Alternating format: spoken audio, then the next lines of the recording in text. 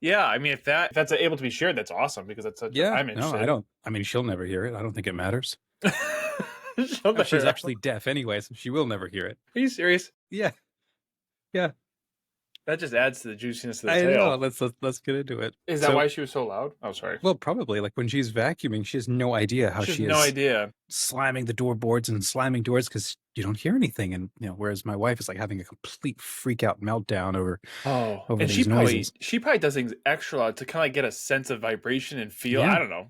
is I've never anything been deaf, so connecting I don't here? know. Yeah, yeah. It's like Daredevil, but like bad. There used to be this. This is random. There used to be this girl at camp that we used to work with, who she started one week late into the middle of the season, and she was just walking in the hall like with her eyes closed and like going across the wall, and then she'd open them like that's odd, and then she would be carrying dishes and slowly be walking across the kitchen with her eyes closed, like what's and then from like we'll say her name was Sue, said it's not what when I said Sue like why are you so we finally got the courage as a team like Sue why are you close your eyes randomly sometimes she goes I'm just practicing in case I ever go blind. Okay. Wait, you never did that, Gabe? I mean, I guess, but she did it so often where I was like, is she actually like semi-blind and kind of like the Yeah. light gets affected? I don't know. And so, to be fair, I did actually practice sometimes after that. I wanted to ask you about Australia, even though it was like only a Oh, couple yeah. of months.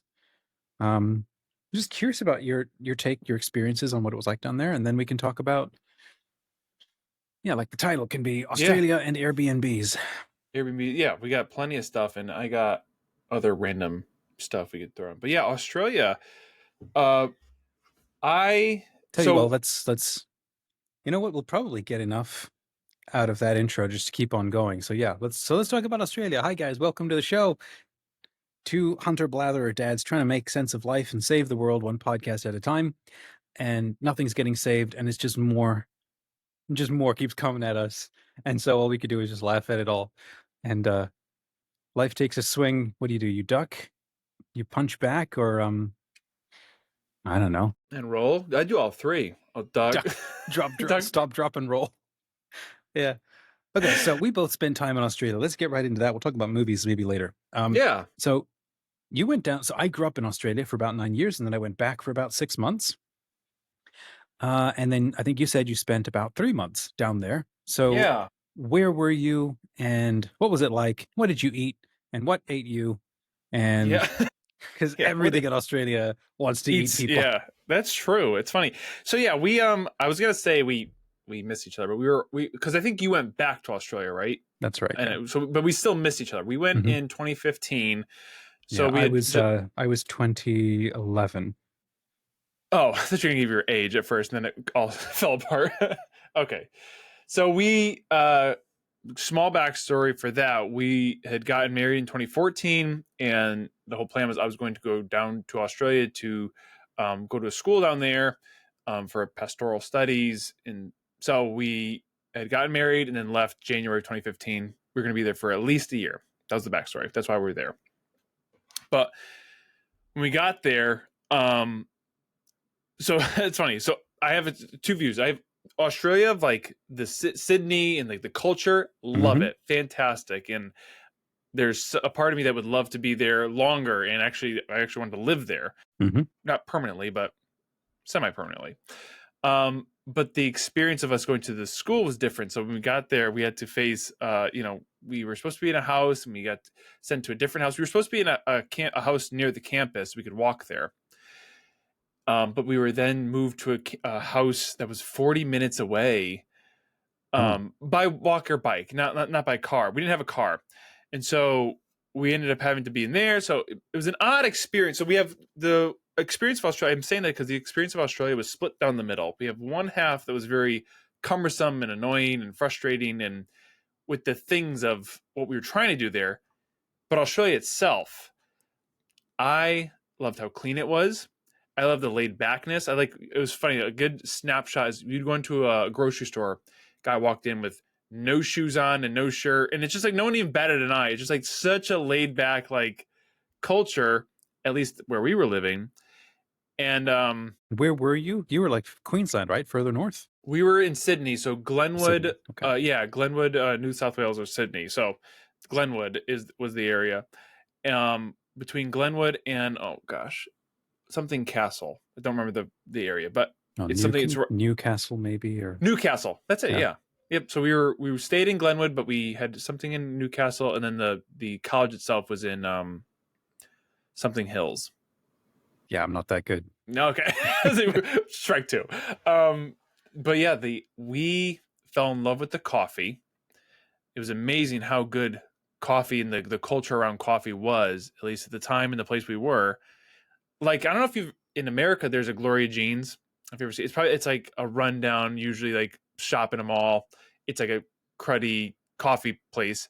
But there, and I don't know if it was the same Gloria Jeans, but it was still called Gloria Jeans, was very nice, kind of like Very upscale and stuff. yeah, like so we just enjoyed, and it was to the point where even the gas stations. This sounds silly, but they had these red machines that you kind of like a touchscreen. You could say what you want, whatever, for 89 cents, and it was really good coffee. Yeah, I remember. We used to stop at a McDonald's down the end of the road when my boss would like Macca's? pick me up. Macca's, yeah. Yeah.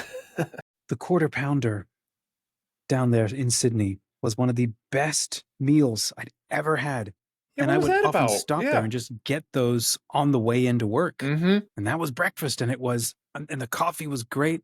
And you could see real vegetables inside this thing. Well, And it was yeah. like nothing, like the greasy, elbowed, just stuff that you get up here. It was like, Yeah. it was beautiful. Yeah. And I put on like 10 pounds I've not been able to shake for 10 years. Yeah. So it's from that. But like, yeah, like what I was confused on, we went to a Subway, and Subway had a pizza sub, which we couldn't find here. Whatever. It was so good, but it was, I don't know. And maybe it was just like if you have like this glow of nostalgia or pastime, it felt like it was like all good. We didn't feel like, if you eat McDonald's here, you have like a weighted feeling. We didn't have that. Yeah. So again, I don't know. It could have been multitude of so for me, it wasn't all perfect, because I remember one of the first nights I was there, I was walking home and I thought, oh, I'm going to go to KFC, because I haven't been to KFC in forever. And they always had awesome chicken when I was a kid. And I went and I got, and the one that they gave me was sitting in a puddle of grease. And I could barely finish it, and I have not had KFC since. Like a sponge. Yeah, so it was not a good sampling. Well, I know for the first week or two, we strictly ate, because we had no job, no nothing. We had peanut butter and jellies, and also meat pies. Like meat just pies. Strictly meat pies. Had you ever so had good. Them? Yeah, they were good. They were the best. Did you ever watch Chicken Run? Yeah. Okay, so that was, Chicken Run was our life growing up, but meat pies were our life growing up. Just so funny. Never, we just thought, like, let's try a meat pie. We thought it was like hysterical. And somebody ruined an apple pie. it turned. Yeah. So we just had meat pies for the first week. It was like peanut butter and jellies, and then meat pies. And then breakfast was just peanut butter and jelly. But we loved, like, we went to, Manly Beach. We took a ferry there. That was fun. The city of Sydney is just, it's kind of like, the closest I could relate to in America was like that I've seen so far is like Portland, Maine. Like that kind of old worldy, cobblestoney, like streets kind of still go in which ways, kind of like a London-y feel. I've never been to London, but I'm assuming it's similar. It is a bit like that. And then just mashed in with New York, and then mostly actually clean everywhere. And the other thing is, a lot of we had to come across a lot of the phrases and terminologies that are different. Like, so one, obviously Macca's was called, at first we thought that was just a separate restaurant. The other thing was, I think bars are called hotels, or vice versa, because every corner had, it was like a hotel whatever, and I was like, oh, that's odd. And then I remember asking, just like, why is everything called, like, why are there so many hotels? And like, oh, those are bars, I think. And I might be just totally wildly wrong, but it's something like that. The ground floor was a bar as a way to get people in. Maybe you're then flattened by the end of the night. Just get a room upstairs. That makes sense. They just call the whole thing a hotel. That makes sense. But yeah, the city, the subway was so clean. The live music. I have a video of just us like enamored with this one guy, just playing live music right on Pitt Street. and it was just such a, I don't know, just the culture and the environment, and everyone was so friendly. Again, I don't know if certain experience, we got colored a certain way, but whatever it was, like everybody was so friendly. Everybody wanted to chat always. There was always somebody that wanted to chat on the bus or the subway. Um, yeah, I don't know. We really liked it.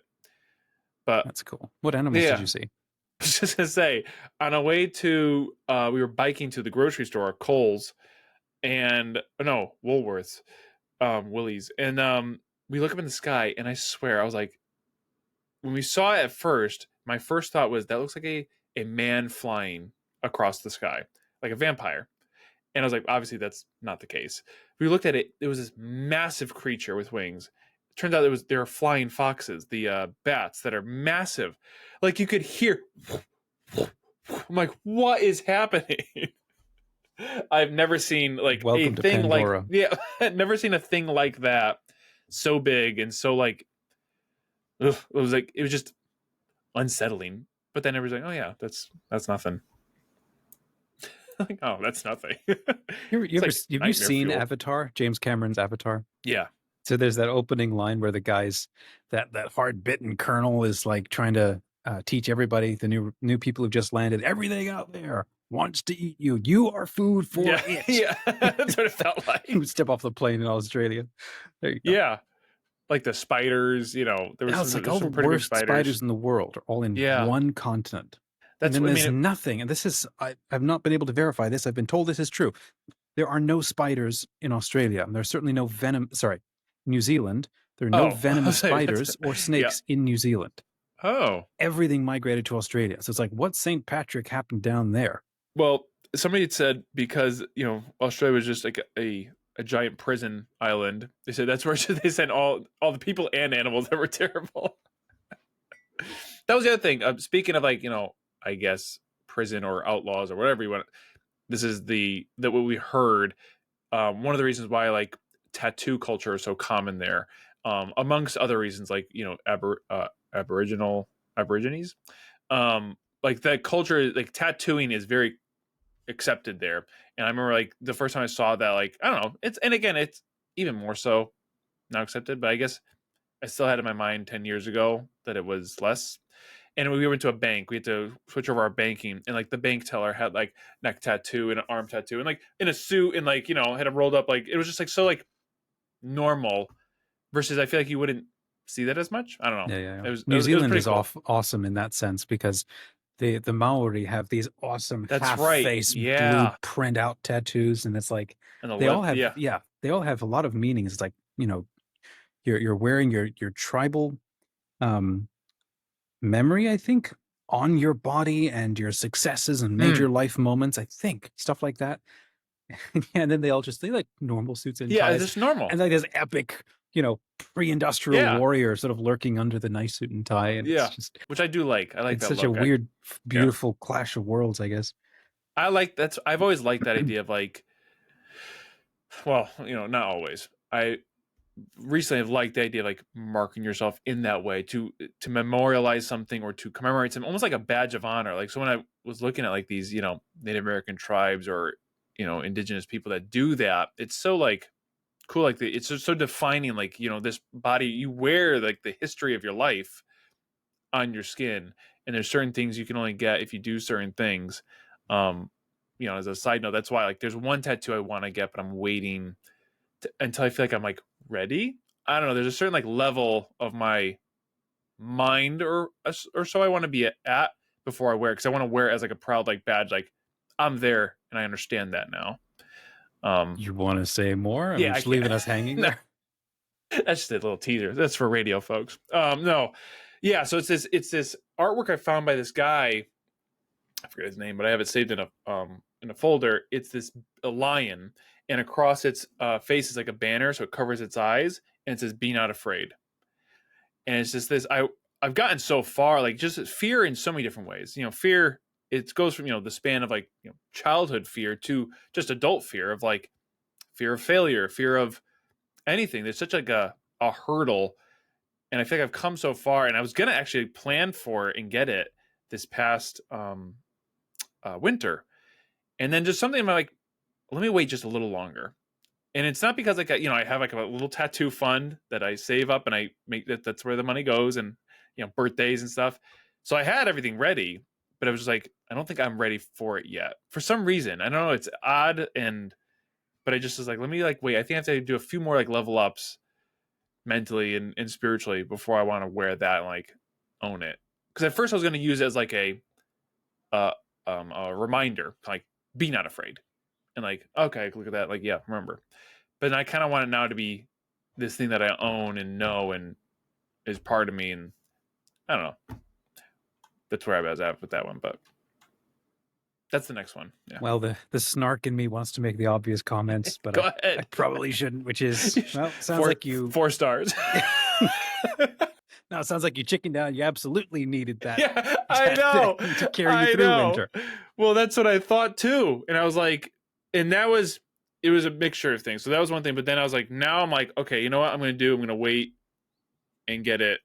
It's really when I'm like kind of done with this book and this exercise of like learning, who God is really the. I was like, well, you know what? I did kind of, to be honest, I did chicken out. I was like, I was at a point where I'm like, I don't feel like I'm like ready to have it because I don't understand it. Even though it would be good to wear it and own it and know it, I was like, I kind of want to switch it up and like make it this badge. And it's not like because I'm like, oh well, I'm gonna do it when I'm never afraid again. It's just mostly this one little hurdle that I want to get across. But Well, you had a lot going on over this past winter, a lot that you were processing. true. So, True.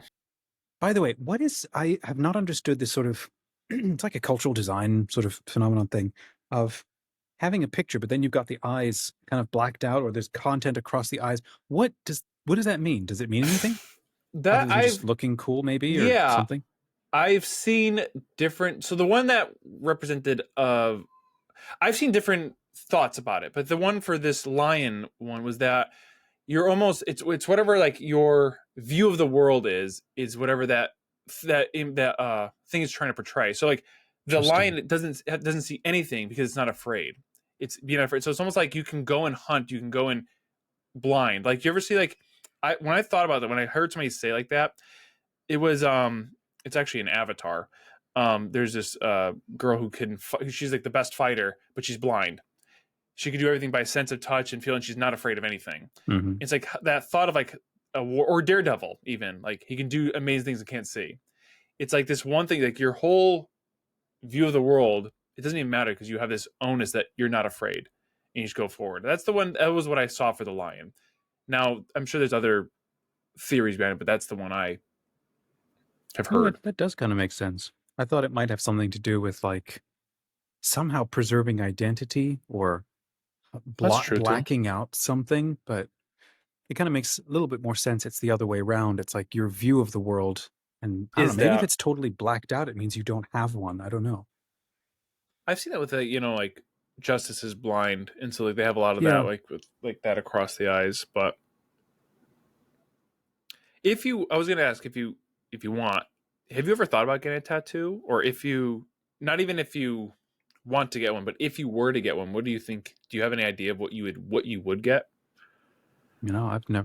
For me, I've just never thought about it. It was never Yeah, part of my culture growing up.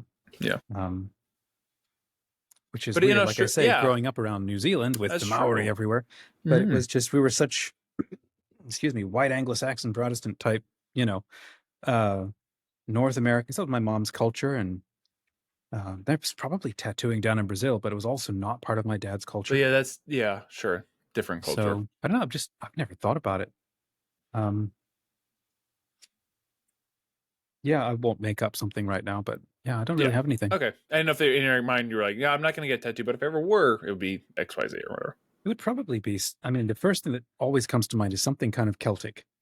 Um, and I don't know why or what it would be, but I love things like the Triskelion or the intertwined, you know, uh, triangle or the Celtic cross. Um, I don't remember if I talked with you about this or I shared it with you, but there was a reel that I once found that I thought was very, very, it was an interesting reflection on how my wife feels this about sometimes her country in Italy, the Amalfi Coast, which is where her grandparents are from. And then I have grandparents from Scotland and from England, not England, Ireland, on my mom's side. So her family's name was Mick, M-I-C-K, so very Irish. And I don't know why, but I have a love and a yearning for those places. Mm. And then so I found this reel, and it said, we today, there are a whole lot of us. There's a people who were unintentionally exiled from their homelands, in that you're born abroad, but it's in your bones, it's in your sort of psychic or your spiritual identity to be bonded to that place, because place has meaning and place matters to the formation of your sense of self. And if you have, I think this is why some people, they travel around the world and they hit a place and they just suddenly feel like this is home, not just because you adopted it, but because you suddenly discovered something, or maybe you went back to a place your grandparents are from, because there are Mm. interior, ties to Ties, that yeah. place that you can't explain, that you're maybe not meant to explain, and maybe you're supposed to live there or something.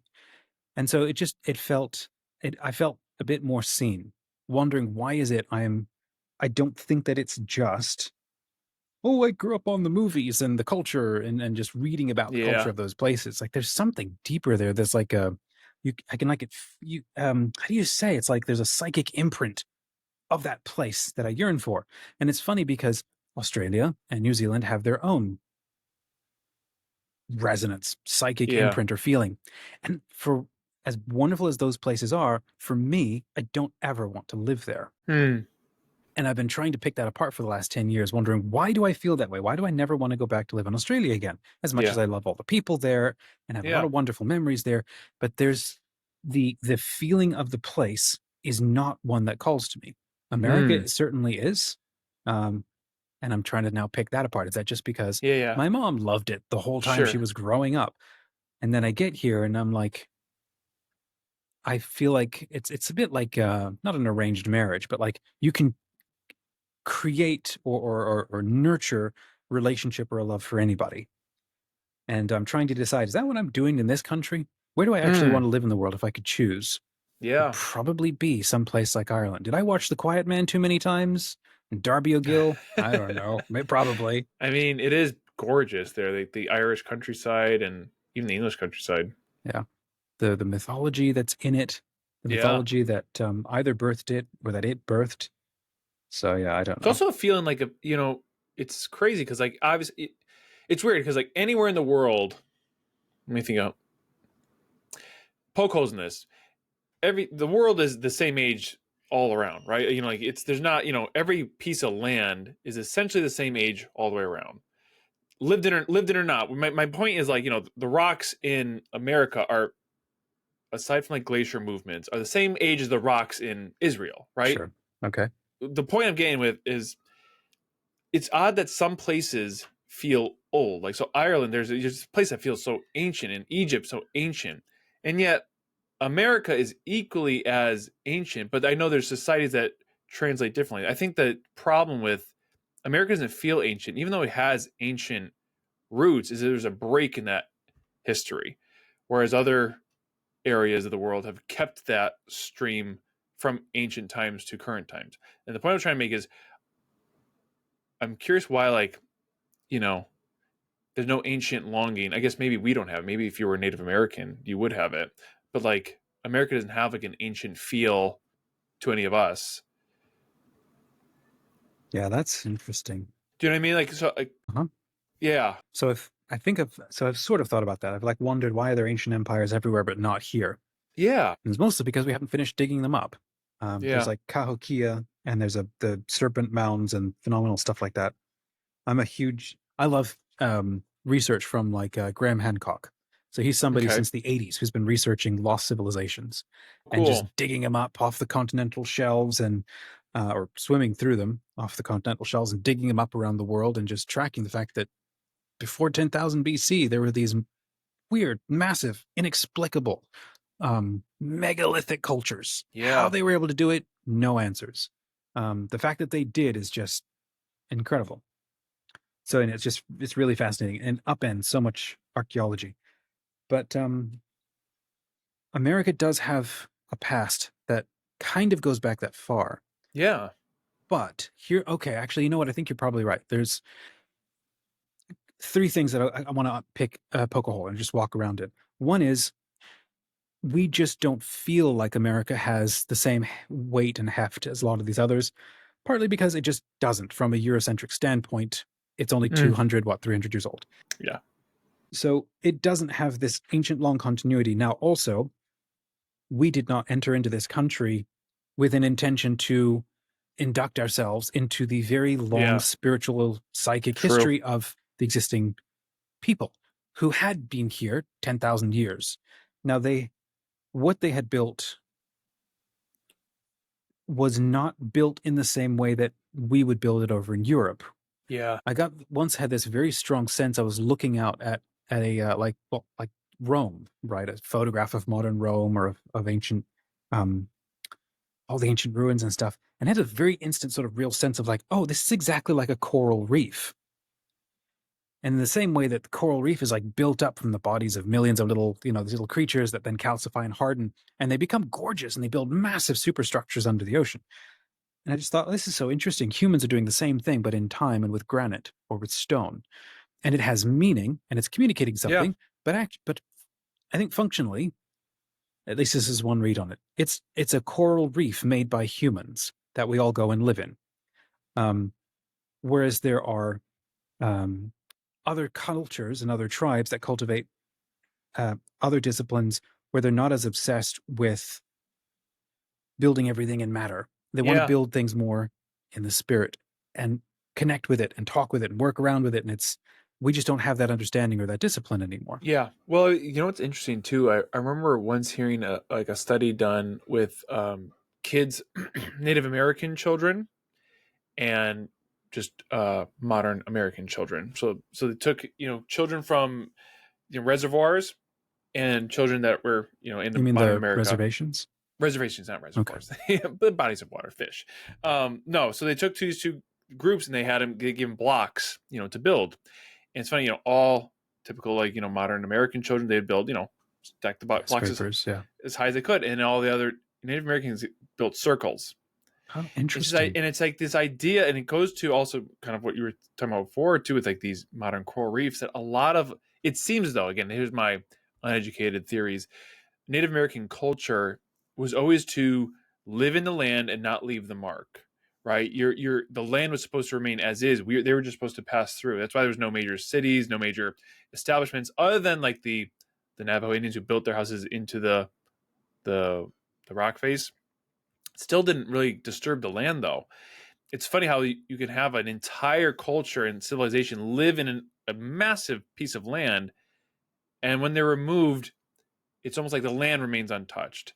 And I said not wiping over the tragic nature of that. I mean that in that you could have an entire thriving civilization in a massive continent, and if they were all removed, the land would still be as is. Take that to Europe, massive civilizations, cities, buildings, Egyptian cities. Mm-hmm. If you wipe the people away, their mark is still very much there with the architecture, the land, it's dramatically changed. Case in point now that's, you can't really change it back. Like, do you ever see old pictures of Seattle, Washington? Not even old, like 1900s. You can see they graded the entire thing flat in tiers. And there's this picture online I saw in maybe late 1800s, early 1900s. This massive house on top of a piece of land, and the rest of the land is graded around it because it was so hilly. And so you see this as they were grading, these stark contrasts between where the natural land is and how it was. Like, it's just something that I don't think, again, total uneducated series of thought, but I don't think the Native Americans would have done, just totally grade the land like that. No, I think they would just live on it. So at the same time, though, it's I think it's also sort of fair and important to say that the phrase Native Americans is a catch-all phrase. It's the same way to say Europeans is a catch-all phrase. True. Have you ever seen a map of Europe before the First World War? Okay, it is an absolutely insane mosaic of puzzle pieces, and every puzzle piece is a tiny little country with a very proud little sense of identity. Yeah. All of the nation states that we now know that emerged out of the First and Second World Wars, where all of the lines are redrawn, and entire puzzle pieces just collapsed into single Hmm. huge concepts, Yeah. of a nation that was like bounded by this mountain and this treaty over here. Um, to call them all Europeans was True. never Okay. a concept that we had as Europeans. Now, um, and I think that for Native Americans, there's like a multiplicity of different tribes, each with their own charism, their own identity, their own way of interacting with the world. Some were more, how would you say, didn't leave a mark. Like But then nomadic. Yeah. no, okay, nomadic. There were others that absolutely did build. And I Okay. can't remember. Is it the Ohio Mountains? I cannot remember enough. But they're showing that there's evidence of this. It was a civilization that was here, and I think it was in Ohio and maybe Kentucky, and they moved millions of tons of earth Okay. to organize um, these mounds of earth to make like shapes. Yeah. They're astronomically aligned, or they're Okay. indicating specific things, and they also they found ruins of like rooms like radiating out from huge city centers. Cool. I think they called it Cahokia, is if I can remember. Oh, I've heard that. So that So checks. there's one, there a lot has been lost. Two, if we walk into America from a Eurocentric standpoint and we're looking for the indicators of like Yeah. European sort of ancientness, well, you're not going to find it here. Um, Now, there's two other short little points. One being America was locked under 10,000, well, up to about 10,000 BC. America was locked up under 2 vertical miles of ice. So there wasn't a lot that happened up here Okay. in the same way that Makes was sense. happening around the rest of the world. So the Yeah. ocean levels were lower, people were very active in a lot of other places, and all of that ice was sitting in a massive block up here. And then the Younger Dryas theory indicates that this is where the comets landed, because they landed here, exploded, superheated the ice, and caused massive global flooding. And what's fascinating, if you look at the map of America and you zoom out and you look at us on the east coast, you can see the striations that run down the Hmm. entire Yeah. side of the country, as if billions of gallons of tons of water just went ripping right through. The same way that you look And at the course through. ocean and you look at how the waves or a river runs through a bunch of dirt and sand, you see Hmm. all of that in Yeah. and like I'm living right in the middle of all of those huge gullies and Yeah. striations, That's and it's right. fascinating. The Badlands were just ripped open by billions of tons of water. Wow. So, um, so that also being said, there was a time and a period where not a lot was happening here because it was completely Yeah. It couldn't happen. snowed Yeah. over. And then what was here was also washed away, and then it was slowly restarted. So I'm coming at this also from the point of view of um, the engagement of the gods and angels with people in an area, because for me those are real and alive as much as we are. We have lost connection to them, but they're still there doing their thing because the universe is alive. So that means that there's other places in the world like Europe and places like the Middle East and so on, where there's unbroken continuity with the gods and angels and beings of those areas, and we're interacting with them. So there's long histories, unbroken histories with them, whereas up in America there isn't. So, Gotcha. or it was like reset and Yeah. changed, or Or it's just broke. not Yeah. as long. So that also, I wonder if people go or maybe feel like it's not as old here.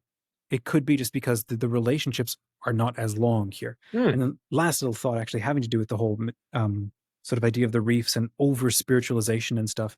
This guy Rudolf Steiner that I like to try to study and understand. He made actually a really interesting point about materialism, and we're like in an over materialist culture right now. And he made a very interesting point. He's like, humanity needed to fall into or develop the understanding of materialism as a way to bring about our individuation. Otherwise, it's a bit like if you're like a balloon, you're a water balloon immersed in the ocean. Okay, if you pop that skin, the water that is in that balloon is immersed, becomes completely one with like everything. Yeah. It's going to be impossible for you to ever get a sense of yourself Mm. unless you're completely bound, you know, cordoned In off something. Yeah. from everything. And so what materialism does, partly as a mental discipline for good or for worse, we've now gone too far into it. Now we have to work our way back. But it's like the focusing into matter, into defining and building and objectifying things with matter, which is what a lot of the European impulse does.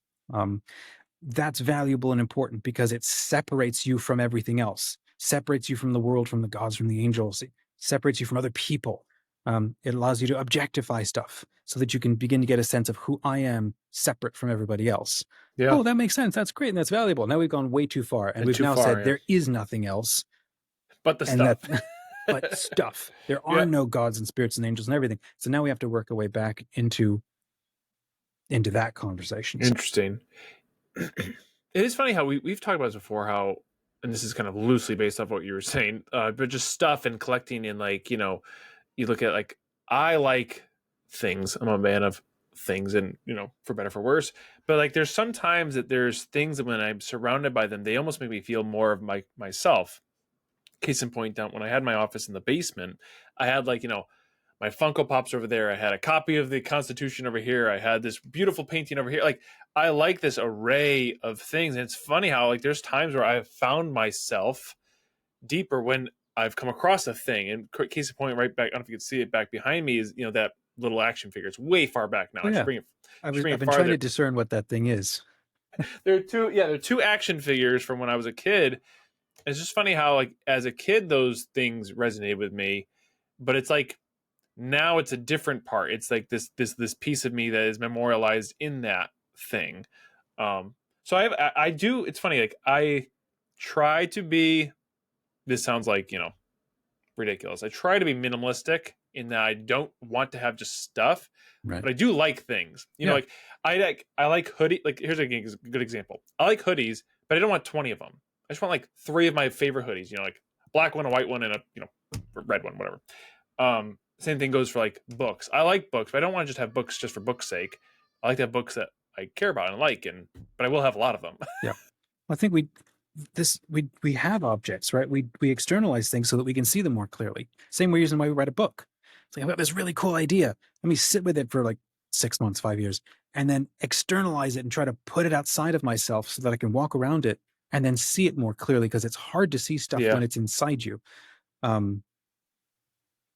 think that's why we buy stuff. It's why we love stuff. We walk through like a store, we do window shopping, and then we all of a sudden see something. We go, oh, that's me on the inside, and I'm seeing it now outside of me. Or I want to go make this thing to, you know, or collect a row of things that communicate who I am to myself and to share it with others. That's the biggest thing that's so intriguing, because I understand having things that you use, like, you know, like tools, clothing, those kinds of things. I can understand somebody having a lot of shoes. You wear shoes, you do something with them. It's so interesting, the things like you said. Like I have a Funko Pop on my shelf. I don't do anything with it. I don't use it anyway. That's not the point. I know that's what I'm saying. That's the intriguing thing of it. That like a thing, like you said, can spark something, joy, creativity, interest, whatever. I've always liked like things like that. Whenever I go in a store, if something catches my eye, I think about it. I'm like, well, this might add joy to my life for whatever reason, or, you know. Yeah. But that's cool. Well, that's cool. Anything else adding joy to your life right now? And that's cool. Collectibles. I'm kind of at that spark. I don't know if it's like a, you know, quarter life crisis or whatever it is, but whatever it is, I'm enjoying it. We went to a flea market and found this random bin of like trading cards of like, not like, but like I say random because they're from like weird. So like the Andy Griffith Show trading card collection. Wow. There was other different. There was secretaries of the state trading cards. So it was like this random lady from like, you know, the 70s, and she was like, so you could collect those horses. And then I found this one though. It was I Love Lucy trading card set. And you got the whole, the collector's set. So I bought that. I think it was like $6. Wow. And unopened box, still in the cellophane, they did a 1991 release of this trading card set. So I bought that. You know, it's 110 cards. It's a show that me and my family all worth anything if it's still in the probably kit? not. No. Okay. I looked it up online and I couldn't find anything. So it's either worth an extreme amount of money, I just ruined it, or it's worth nothing. But yeah, just so collecting things. I don't know why, but that, especially like cards and collectibles like figures, and that's been giving me a lot of joy and fun. Like, so this the other day we were doing Pokemon cards, and so, especially something I can connect to my children on. So it's a double whammy. I liked it as a kid, they like it now, and we're bonding over it. So Saturday morning, me and my son um, spent an hour or two, and he was like, "Dad, can I help you organize your cards?" And we just had fun, just laying them out on the table. We just had like we were just laughing, making jokes, and it was just such a fun time. So that to me is also like driving more into that Yeah. collection. Nice. Yeah.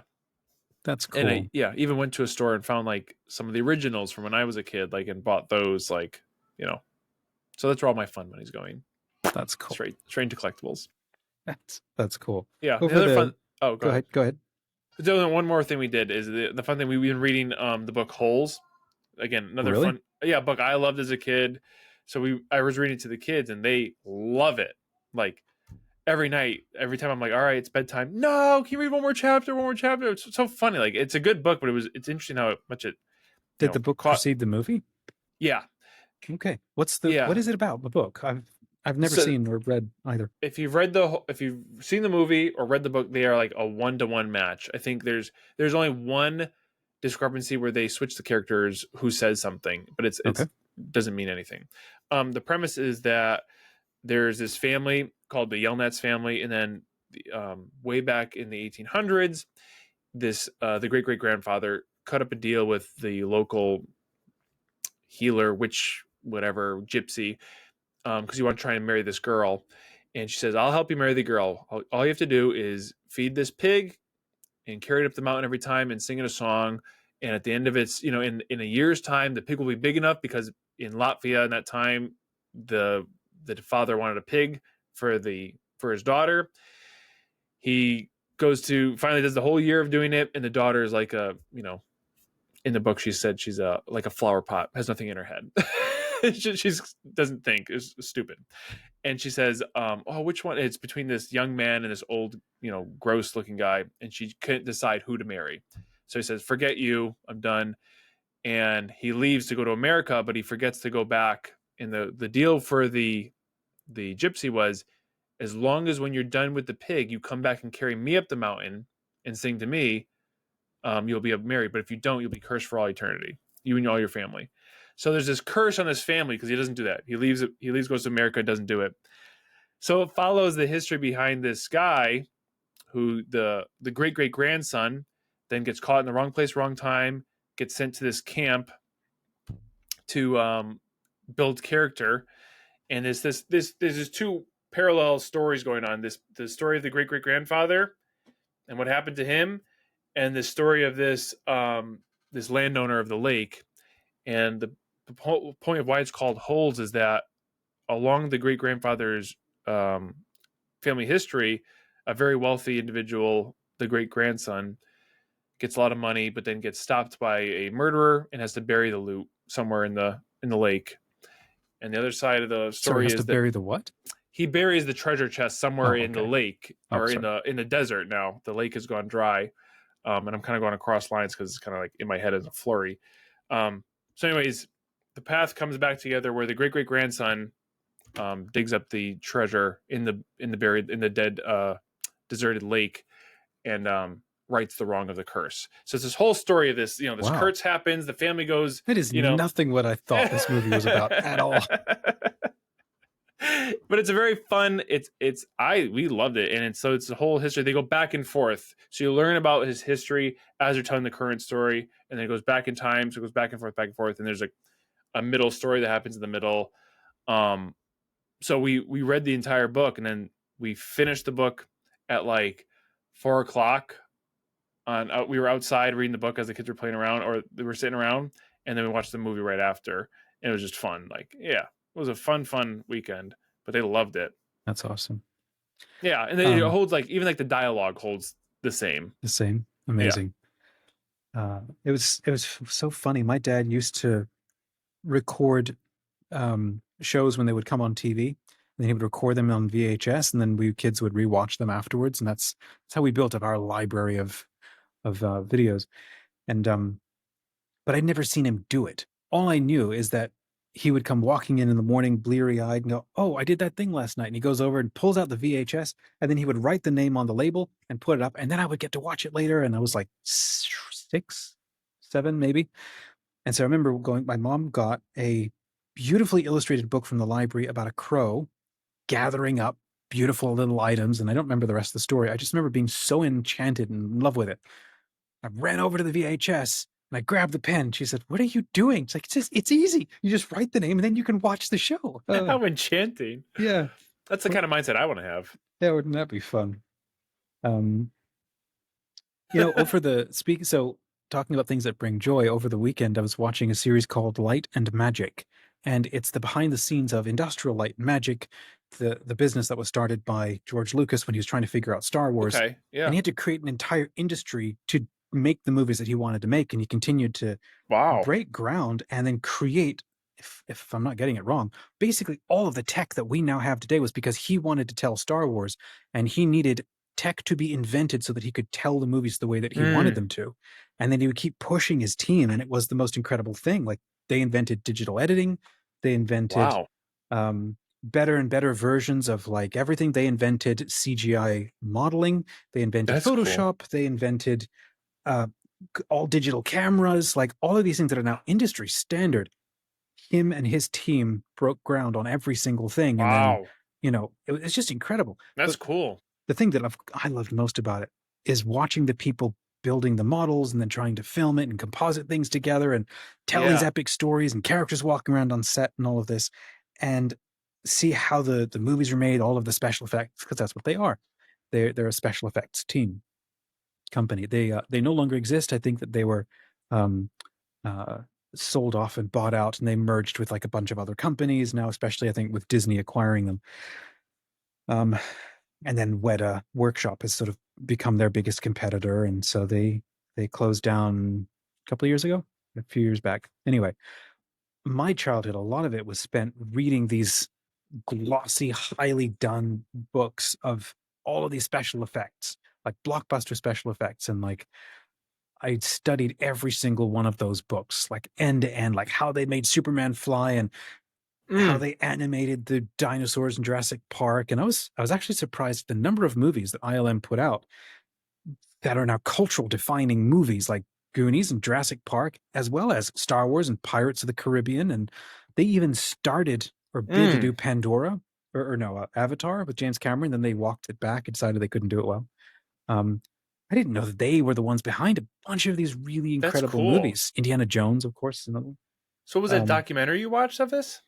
Yeah, it was a documentary. Cool. It was 2 seasons. It was like fun. 1 season, 7 episodes. Second season was 3 episodes.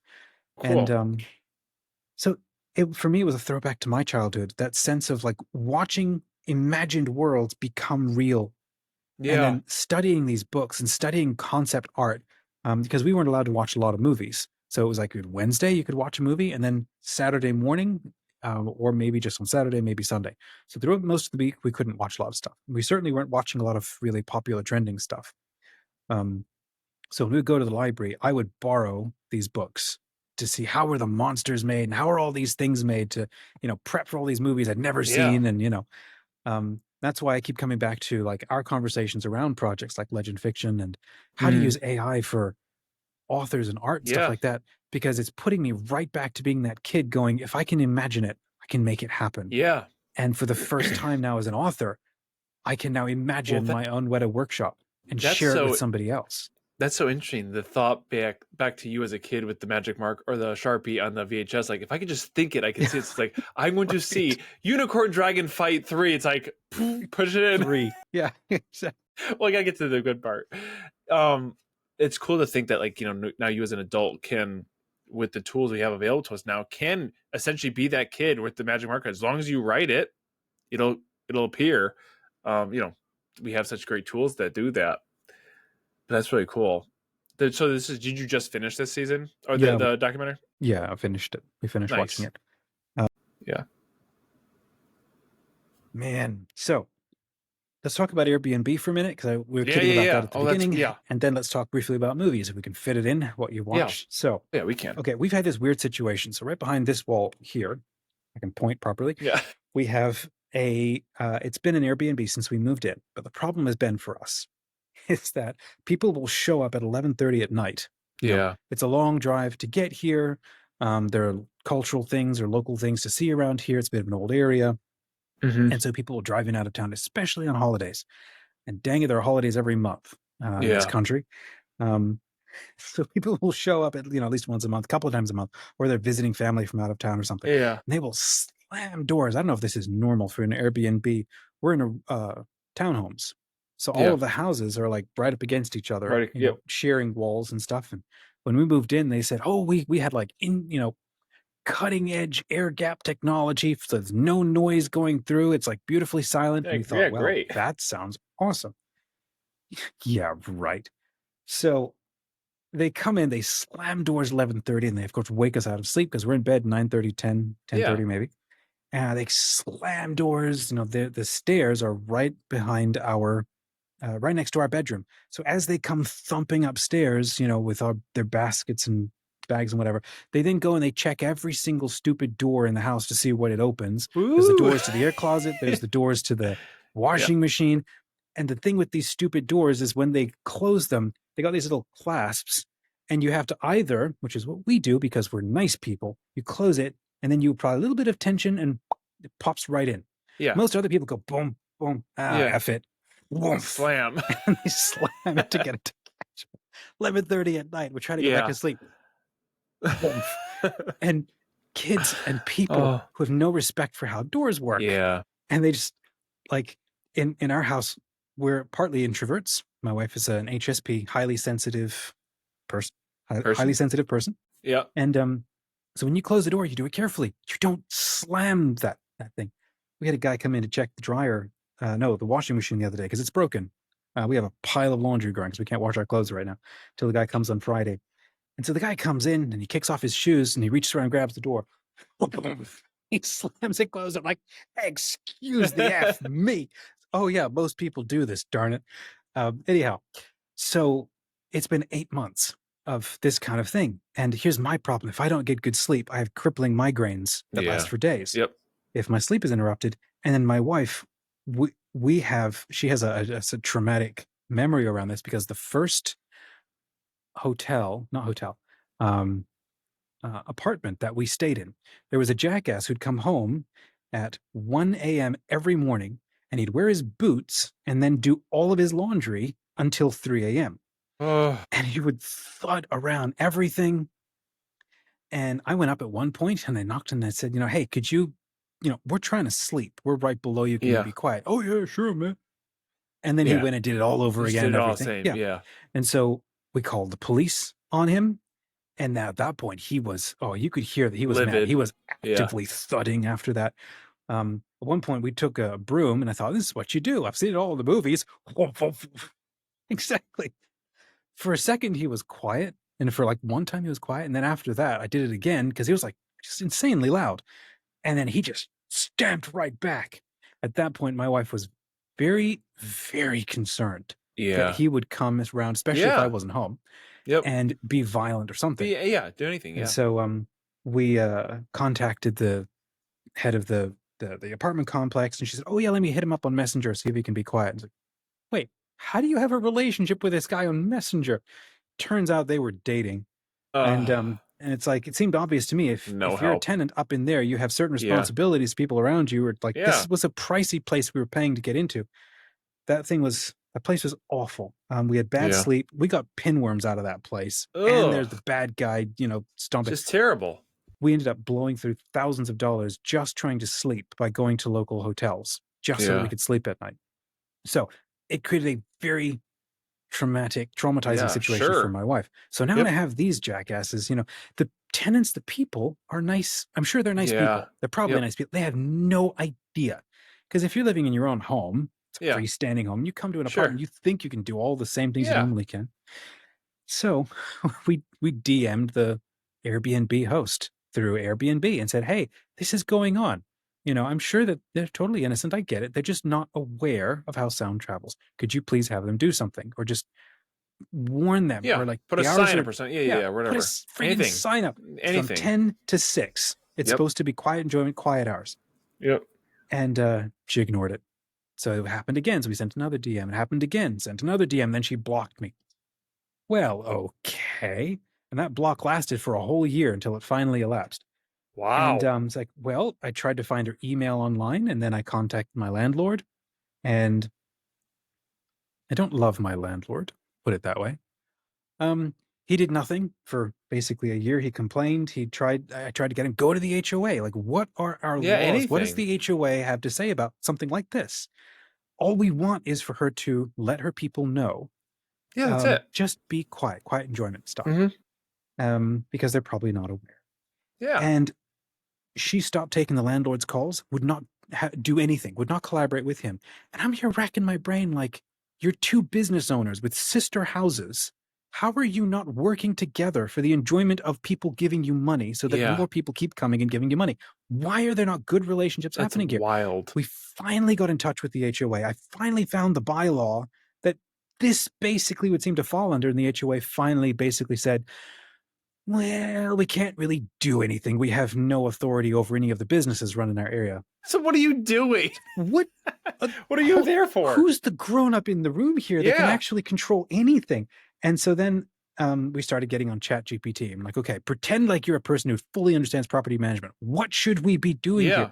And then it's like, document everything, get a decibel meter. I'm like, why do I have to buy equipment? All- Now I got to. So I started filing complaints with the local police department, going, Yeah. hey, I'm trying to create a track record. I got to file this thing to the HOA. So let's, we got this issue. I filed 3 reports to the local police department saying, I'm not asking you to take action. No. Because there's no ill will. They're not just track blasting record. music. Yeah, It's just. So finally the sheriff replied back with a one line, get a decibel meter and track noise. Basically, leave me alone.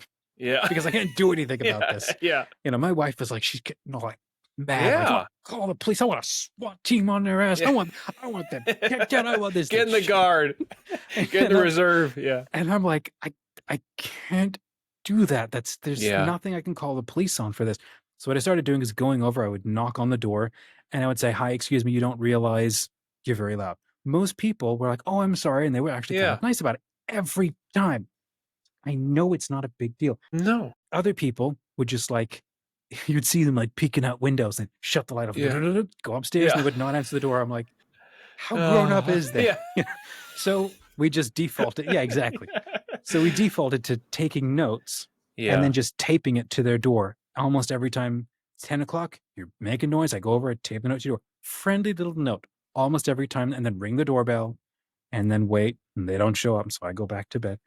Anyhow, it's been it's not almost, over a year of doing this at least once a month, if not a couple of times a month. Whenever, we're trying to get out. We're trying to buy property. We're trying to like, can we live in a trailer? Can we just live in the garage inside the car? Because that's going to air gap noise inside the vehicle. It's quiet. It's quiet.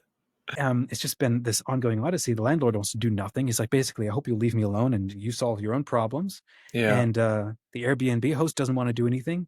Airbnb themselves can't do anything.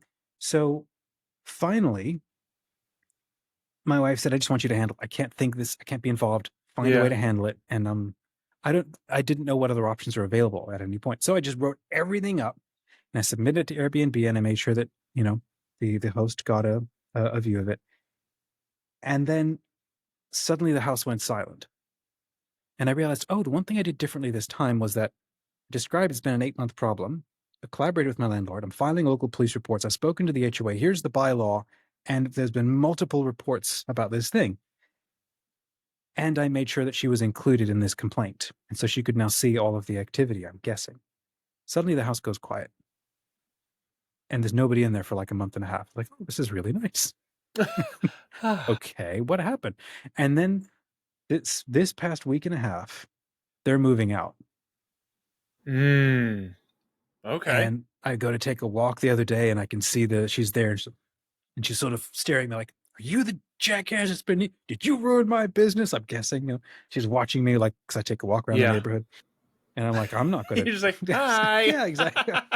I'm not going to pretend I know anything about what's going on. Like, all you had to do was put up a stupid little sign and a warning. And now. Which is so common. to do for See, Airbnbs. I didn't know it even common. Yeah. It seemed like it just made sense. Like you put a little, see, for a minute, she had a disclaimer in her Airbnb description saying, you got to be really quiet. You got to walk quietly. I've installed a decibel meter so that I can see when you are loud, right? She did that at one point. It's like 50% of the listing for about 3 months was about being quiet or I Wow. will boot you. And we thought, this is fantastic. Thank you so much. Yeah. And then it was taken off for no reason. And then everybody went back to being loud again because she was probably losing Well, yeah, clients, I'm guessing. well, yeah. Don't be weird about it. Just say, I have cameras. Make sure you just put like it's so simple. Like we've been in, Airbnb. It says, hey, because you're in like a neighborhood or you're in a, condominium, whatever it is. It says quiet hours for this time and this time. If you, are allowed, whatever. It's very normal. Be like, okay, yep. Now you know. So I haven't been in enough Airbnbs to know. But then, because then if at least like you put it on the people staying there, like give them the benefit that they're decent people and they just don't know. But it's so again, like you even said, it's not their fault. Just like give them that line. It's not going to detract business. No one's like, oh crap, I can't have a loud concert at midnight. It's like, well, if that's the case, go somewhere else. That's just fine because no one wants that. Wow, so what a mess. It's been nuts. So they're now so they're gone moving out, and like the literally vehicles in the driveway, and they're packing everything up, and and we're just like, well, we're very ready for them to be done. Yeah, and maybe we'll get a little bit of quiet, but it's just so anyhow. That's been our issue for the last year and a half since we. That is one of the things. That's one of the. Sorry to hear that. Like that is the things that one of the things that bugs me the most in life is like that situation where like you're doing all. You're like, why is no one? Like not even like helping me. Like, why is no one paying attention to this? Like, I'm just trying to do the right thing, just trying to do something, and you just feel like we felt that once when we were, I had gotten laid off and we were on like state insurance and what yada yada yada. And I remember I was like, okay, I'm doing my due diligence. I'm logging when I'm looking for jobs. I am as law-abiding citizen as possible. I'm just trying to do the right thing. And I remember this one case, I was just trying to get, health insurance coverage on my son who was just born. It was like an odd thing. So I got laid off on the March 5th. He was born on the 18th. So it was like, I was actively trying to get insurance configured being on state, but I think there's like this 1 day time lapse. But the way state insurance works, at least how it was described, you could it'll retroactively cover you up to your layoff date. Right. So I got laid off on the 5th. So even if I get approved on the 20th, it'll retroactively cover to the 5th. And my son was born on the 18th. So there's a little gap. And I remember like talking to somebody, and again, this is loosely, I was like, I just could not get through to like, I just need this coverage because, the hospital bill was expensive.